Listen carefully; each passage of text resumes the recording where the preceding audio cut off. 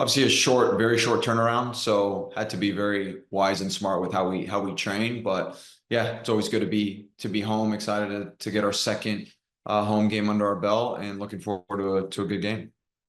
Thank you for that. We'll go ahead and go to questions here on Zoom. We'll go ahead and kick things off with Dustin. Dustin, go ahead. Hey Fabrice, how are you? Good. How are you? Good. News just coming down that you guys signed Rebeca. What can you tell us about her? How do you see her fitting into the team this season? Yeah, look, I think she's a versatile player with a lot of the players that we want to bring in. I think she can pretty much be anywhere on the back line. Has even played the 6 role. So I think for her, those are kind of the spots we're looking at. She's a young player, athletic, but also can play out and very good on the ball, not only in possession, but on the dribble. And so, yeah, I think she fits a lot of or ticks a lot of boxes that we're looking for in those positions. And just wanted to ask you about Yasmin. We saw her more centrally. She played kind of on the left, it looked like, against Washington. How do you see her role into the team? Is that allowing Avery to have more freedom on that right side? And can you just talk about that a little bit? Yeah, look, we're still, as you can see, the first 2 games we've had different lineups, slight adjustments, and we'll see what happens in the 3rd game. But yeah, I think we're still seeing, okay, who fits where the best, as we're exploring. So yeah, she could be the thing with, yeah, she's so versatile. She could play anywhere in the 10 pocket. She could play wide. She could play even the 9. So yeah, still seeing what is best for her, but also for the team as we move forward. Thanks, Fabrice. You're welcome. Theo, go ahead. Hey Fabrice, how you doing? Good. How are you? Not too bad. I noticed Jane both after the win and in the video where she gave you the ball to celebrate your first win. She was using this phrase, burning the boats. Is that a you thing? Is that a Jane thing? Can we talk about what this movement is? Yeah, so on Tuesday of last week, we had a values meeting, and Angela, our president, ended with a video. And it was 2 people kind of talking through pretty much the gist of it was not half-assing it and doing everything all in. And so there's twofold. There was the reproach I had to the team at halftime in our first game of kind of that same mindset and having more belief. And then on the flip side, there was actually in that description of that video that Angela shared, it actually talked about burning the boats and how back in the day where they were looking to take over an island, I think it was Hernan Cortez, he told pretty much everyone in his fleet to burn their boats as they were going to take it. So there was no return. There was no going back home. It was, you have to move forward. There is no other option. And so that's something I also used in our pregame. So it's been kind of like this, yeah, evolving. It's kind of been organic a little bit, but I kind of used off the meeting and then I used it in the pregame. And so that's kind of so the main message before the game is like, all right, I want to see a team that is actually all in, and look, the past is the past, and it's time to burn the boats and move forward. So yeah. Love that. I love how you said it was organic too, right? It's kind of like people are picking it up and you're seeing that and going with it rather than necessarily feeling like that was the thing you were going to jump on originally. Correct. That's exactly it. And I think that's when culture really gets built. You have to have a framework, but at the end of the day, like, you kind of have to have a feeling for how things go and just kind of respond in that way. Can you tell me a little bit more about your relationship with Angela in regards to that? It's kind of cool to hear about the meetings that she's leading, the things that you can pick up from her. Like, tell me more about, the structure of what she can lead, what you can take from her, what the players can take from both of you. Yeah, I will say, look, I've been part of many NWSL environments, and the one thing that has stood out is how much we are in alignment, her and I. And, a lot of the decisions are kind of done together. Obviously, there's some other ones that she just kind of keeps me out of it, which she needs to, just because, there's all this other stuff. But there's at the end of the day, there's trust between both of us, and we both want the same thing. I think she compliments me. I think also compliment her. We also started leadership meetings with the leadership group where her and I kind of, start talking through with the leaders about different things. So yeah, it's been a real refreshing relationship, and one that I'm excited to keep growing and building as we are still building kind of who we want to be. So just one last follow-up. Who is in the Dash leadership group?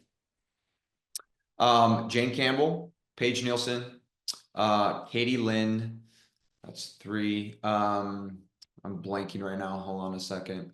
Abby Smith and Sophie Schmidt. So those are the 5.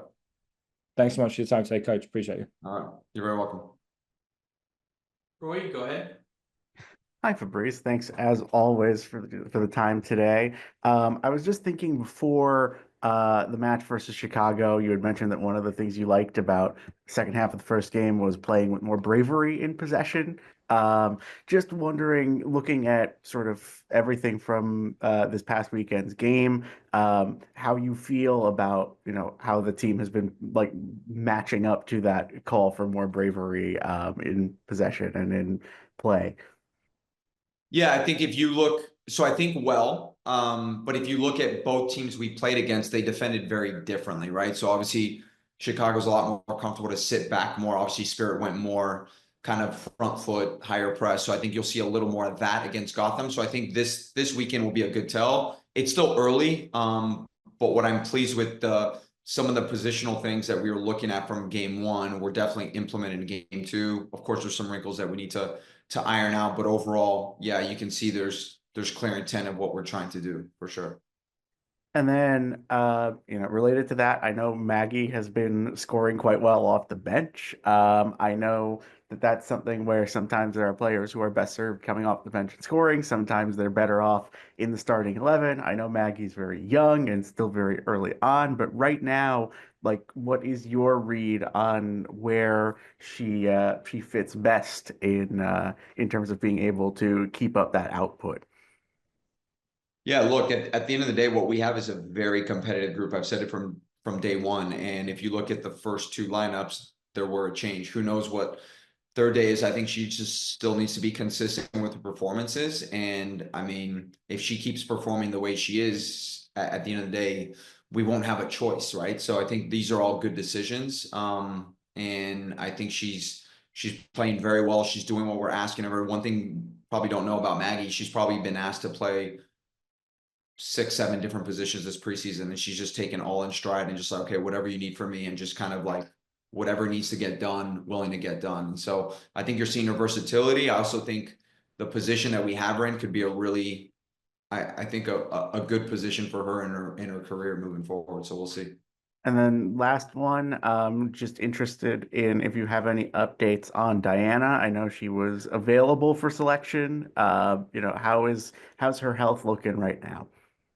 Yeah, good. I mean, she's training well, but like I said, it's competitive game, and we ended up going with the decision. So those are always the questions as coaches, like, okay, well, you obviously want to get players in, but you're also sometimes seeing a game out. So I know she'll be ready whenever her time is called. I think we all just need to be continually patient and just kind of seeing what's best for the environment at one point. But like, yeah, she's doing really well, and we should see her hopefully soon.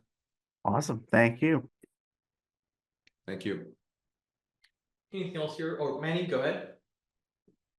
Hey Fabrice, speaking of calling up, yesterday, 3 players were called up for the U.S. Women's National Team. I know you were speaking in the past of you and Angela talk about winning culture and getting recognized about that. How does having 3 players in the Women's National Team show, I think, the improvement of players here in this club? Yeah, look, obviously Jane and Avery. Avery's the first time call up. Jane and Avery have been with the club, right? And so obviously Yaz has come in. We brought her in. So yeah, I think it shows a couple things, right? Like it's they deserve it. They've more than deserved it. And obviously it shows that we're not only developing players in someone like Avery, but we're also bringing in high quality players. And I think there's some other people that could be knocking on the door soon. So yeah, no, I think it's all good, and we're excited. And last question for me. Going up to a Gotham team, a kind of mixed rough start for them in the season. How important for you is to keep the momentum and get a win at home against a team like Gotham? Yeah, of course it's important. I think we need to keep building on our performances. Like I've always said, performances will drive results. So that's the big thing we're looking for. Gotham is still a very good team, very organized, very structured in what they do. And so I think for us, we just have to be ready, and we'll see kind of kind of what happens, but we're definitely ready. We're definitely ready. We're excited. It should be a good matchup, and yeah, looking forward to hopefully bringing 3 points back.